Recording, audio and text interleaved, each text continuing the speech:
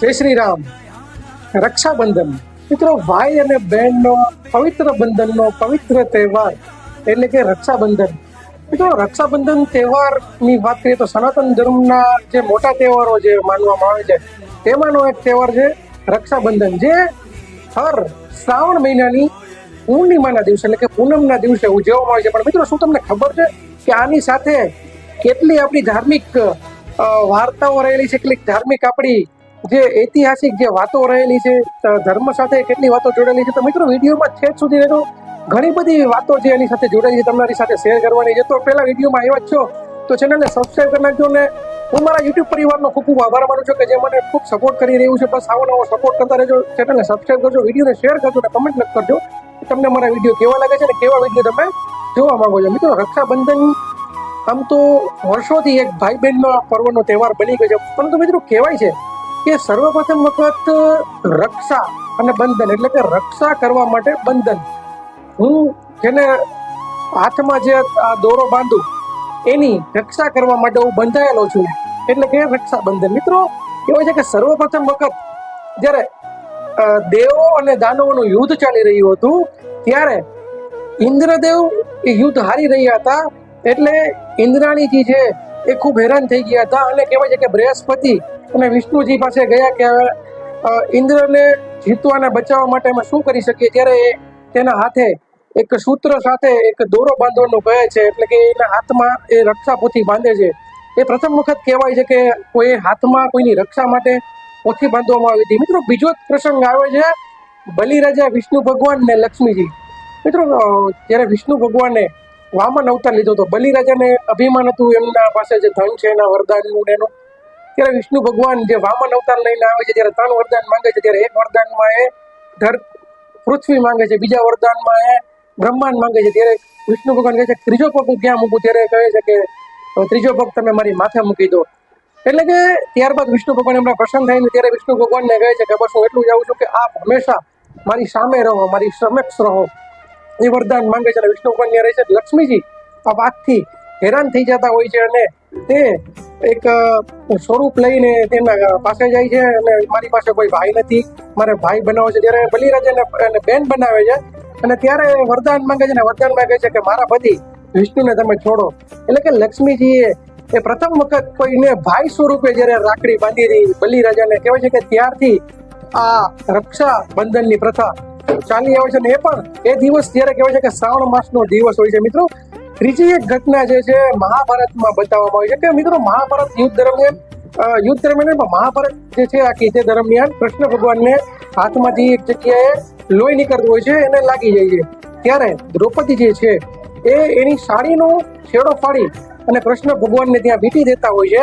અને કહેવાય છે કે ત્યારે કૃષ્ણ ભગવાન એને કહે છે કે હું આનું ઋણ ચૂકવીશ બેન તરીકે, અને જ્યારે પણ જરૂર પડશે હું તારી રક્ષા માટે હું હાજર રહીશ. અને કહેવાય છે ને કે જ્યારે દ્રૌપદી ચીરહરણ થઈ રહી ત્યારે કૃષ્ણ ભગવાન સાક્ષાત આવી અને દ્રૌપદીના ચીર પૂરે છે. એક અધિક દ્રષ્ટાંત મહાભારત દરમિયાન કહેવામાં આવે છે કે જ્યારે અભિમન્યુ જે યુદ્ધમાં જઈ રહ્યા હોય છે, જે 7 કોઠાના યુદ્ધમાં, તે યુદ્ધ દરમિયાન કહેવાય છે કે પહેલા કુંતા માતા એ અભિમન્યુને રાખડી બાંધે છે. જે ચક્રવ્યૂહમાં જતા હોય પહેલા કુંતા માતા અભિમન્યુને રાખડી બાંધે છે રક્ષા માટેની.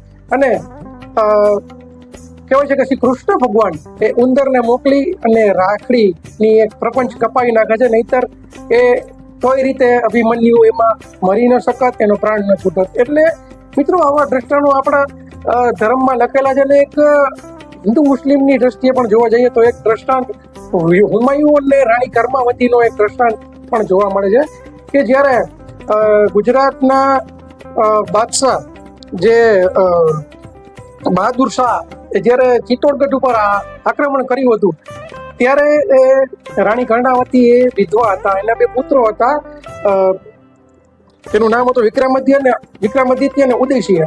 એ જ્યારે એ નાના હતા અને જ્યારે આક્રમણ કરે છે ત્યારે રાણી કર્ણાવતી જે છે એ હુમાયુને રાખડી મોકલે છે પોતાના ભાઈ તરીકે, પોતાની રક્ષા માટે બોલાવે છે. અને હુમાયુ એ રાખડીનો સ્વીકાર કરે છે પોતાની બેન સમજીને અને એ તેની રક્ષા માટે આવે છે. પરંતુ જે ત્યારે પહોંચે છે ચિત્તોડગઢ બહુ મોડું થઈ ગયું હોય છે. જે રાજા છે બહાદુર શાહ એ જીતી ગયો છે ચિત્તોડગઢ અને રાણી કર્ણાવતીએ જોહર કરી લીધું હોય છે, પરંતુ છતાં પણ હુમાયુ એક ભાઈ તરીકેની ફરજ નિભાવે છે.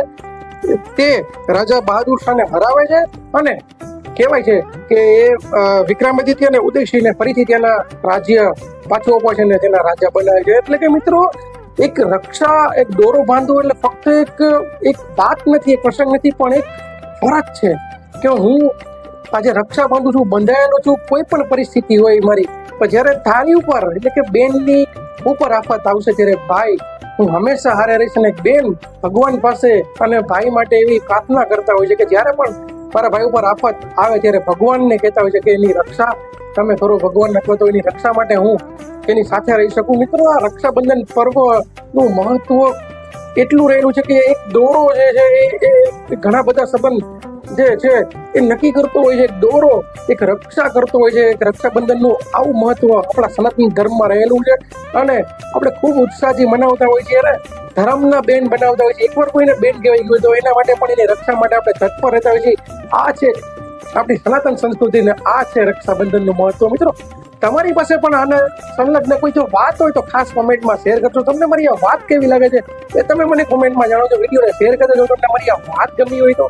બસ મળીશું આવા જ વિડીયો સાથે. ત્યાં સુધી કલ્પેશ ગભરા, કલ્પેશ બજરંગી, આપ સૌને જય શ્રી રામ, જય શ્રી કૃષ્ણ.